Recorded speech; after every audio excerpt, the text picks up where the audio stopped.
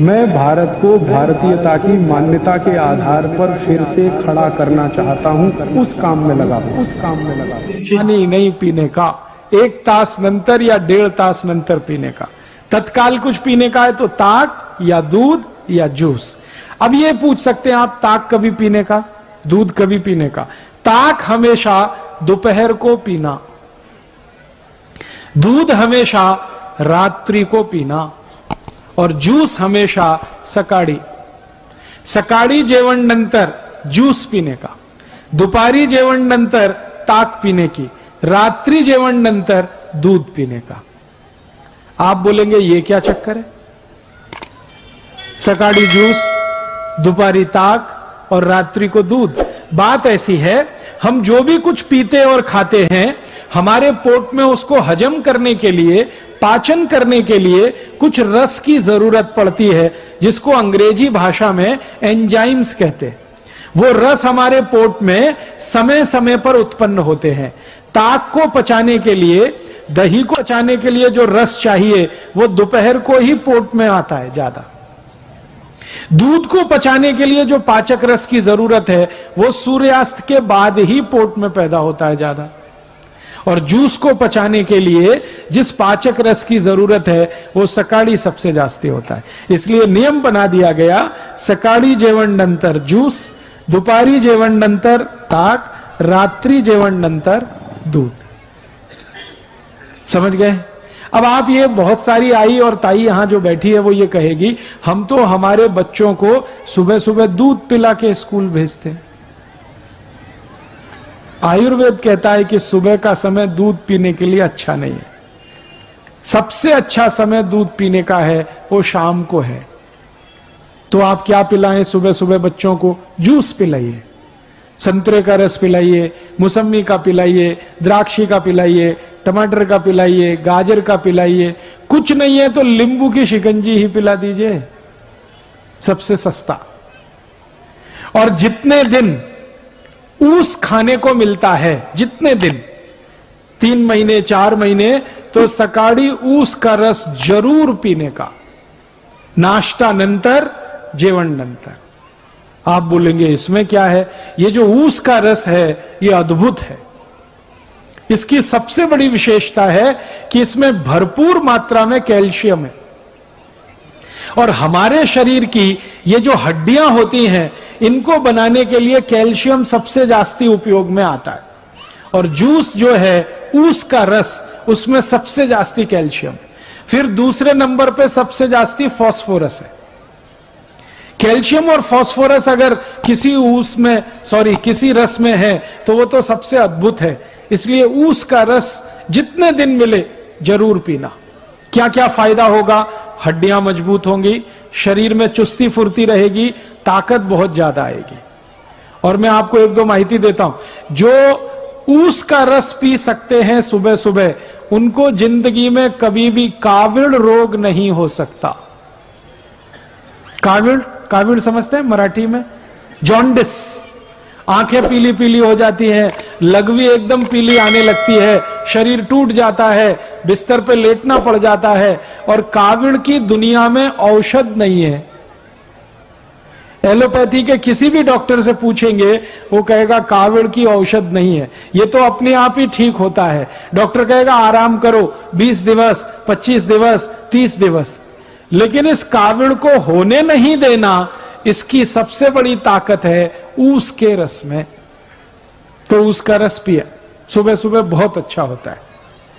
और मैं इसलिए भी कह रहा हूं ऊस का रस पीने को कि सारे के सारे भारतीय नागरिक रोज सकाळी 1 गिलास ऊस का रस पिए, तो भारत के जो शेतकरी ऊस उत्पन्न करते हैं वो सब श्रीमंत और कोटिपति हो जाए। आप बोलेंगे वो कैसे? अभी क्या होता है, जो शेतकरी ऊस उत्पन्न करते हैं वो सारा ऊस साकर कारखाने में जाता है। साकर कारखाना चलाने वाला तो कोटिपति और श्रीमंत हो जाता है, शेतकरी वहीं का वहीं रोडपति रह जाता है। मैंने संपूर्ण भारत का 3 बार प्रवास किया है। उत्तर दक्षिण पूरब पश्चिम जो भी शेतकरी ऊस उत्पन्न करते हैं सब गरीब हैं, रोडपति हैं। लेकिन उनके ऊस को साखर बनाने वाले जो श्रीमंत हैं और कोटिपति हैं, कारखाने के मालिक, वो सब उद्योगपति हैं। ये चक्कर क्या है? चक्कर बड़ा सीधा है। ऊस का भाव बहुत कम है, साखर का भाव बहुत जास्ती है। ऊस पैदा करने वाले शेतकरी को भाव कम ही है, लेकिन साखर बनाने वाले श्रीमंत को भाव सबसे जास्ती है।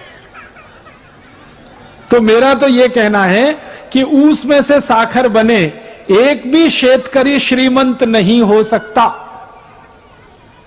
अगर इसी ऊस का रस बिकने लगे और सारे भारतवासी पीने लगे तो ऊस उत्पन्न करने वाला हर एक शेतकरी श्रीमंत होता है। और एक फायदा होता है, अगर ऊस का रस पिए ना तो नपुंसकता की बीमारी कभी नहीं आती। मैं आपको एक छोटी सी माहिती देता हूं। अगर आपके घर में ऐसे कोई पति पत्नी हैं जिनका विवाह हो गया लेकिन बच्चे उत्पन्न नहीं हो रहे, कभी किसी को भी हो सकती है, स्त्री में भी हो सकती है, पुरुष में भी हो सकती है, ऐसे किसी भी पति पत्नी को कहिए कि अगर बच्चा चाहिए तो ऊस का रस पियो। और क्या डालकर पियो? चूना डालकर पियो। चूना देखा है पान में जो लगाते हैं, वो चूना 1 ग्राम 1 गिलास ऊस के रस में मिला के 3-4 महीने से 5-6 महीने तक कोई भी पी ले, बड़े आराम से बच्चा हो जाएगा।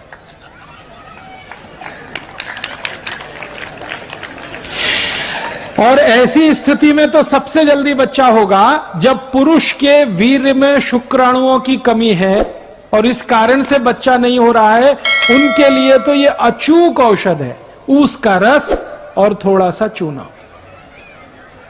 ये ऊस का रस और चूना दुनिया की सबसे अद्भुत औषध है। आप इसको पी सकते हैं। गुर्गे दुखने का अगर रोग है ना तो भी इसको पी लीजिए, गुर्गा दुखना कम कर देगा। कांधा दुखता है, कमर दुखती है, संधिवात हो गया है, ऊस के रस में चूना मिला के पीजिए, बहुत अद्भुत परिणाम। बार बार काविड़ होता है, ऊस के रस में चूना मिला के पीजिए, और अच्छे परिणाम। नपुंसकता है, शारीरिक कमजोरी है, उसमें भी ये काम करता है। तो मेरा कहना है आयुर्वेद का नियम, सकाळी जेवण नंतर जूस पीने का, तो ऊस का रस सबसे अच्छा। दूसरे नंबर पर संतरे का रस, मौसमी का रस, द्राक्षी का रस, टमाटर का रस, गाजर का रस। और ये जितने भी रस आप पिएंगे सबका पैसा शेतकरी समाज को ही मिलेगा। और शेतकरी समाज को पैसा मिलेगा, शेतकरी समाज श्रीमंत होगा।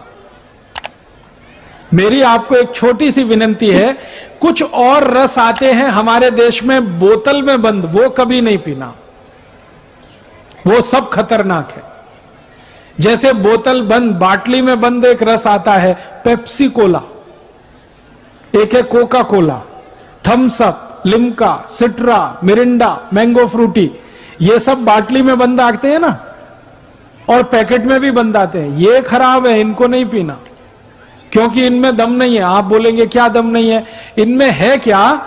मैं विज्ञान का विद्यार्थी रहा हूं और विज्ञान के विद्यार्थियों के ऐसे 14 तरह के केमिकल मिलाए जाते हैं और ये सब जहर हैं, सभी विष हैं। ये पेप्सी और कोका कोला में तो एक केमिकल मिलाया जाता है, उसका नाम है फास्फोरिक एसिड। ये फास्फोरिक एसिड से आप जानते हैं क्या बनता है? संडास साफ करने वाला हार्पिक। आपने टीवी जाहिरात देखा? हार्पिक, वो संडास पात्र पे डालो, 2 मिनट में फ्लश करो, झकाझक सफेद कर देता है। वो कैसे कर देता है? उसमें एसिड मिलाया हुआ है जिसको तेजाब कहते हैं और उसका नाम है फास्फोरिक एसिड।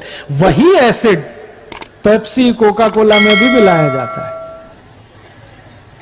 तो एक बार मैंने सोचा कि हार्पिक से अगर संडास साफ हो सकता है तो पेप्सी से भी होना चाहिए, क्योंकि दोनों में एसिड है। तो मैंने मेरे घर में करके देखा। मैंने मेरे घर में क्या किया, 1 महीने तक संडास साफ नहीं किया, खूब गंदा हो गया, एकदम पीला पीला कचरा जमा हो गया उसमें। फिर मैं पेप्सी और कोका कोला की बाटली लेके आया, और संडास पात्र पे गिराया और 2 मिनट के बाद पानी से फ्लश किया, संडास पात्र झक्काझक सफेद, एकदम व्हाइट एंड व्हाइट, एकदम नीट एंड क्लीन। वो दिन से मैंने एक जाहिरात शुरू किया है, ठंडा मतलब टॉयलेट क्लीनर।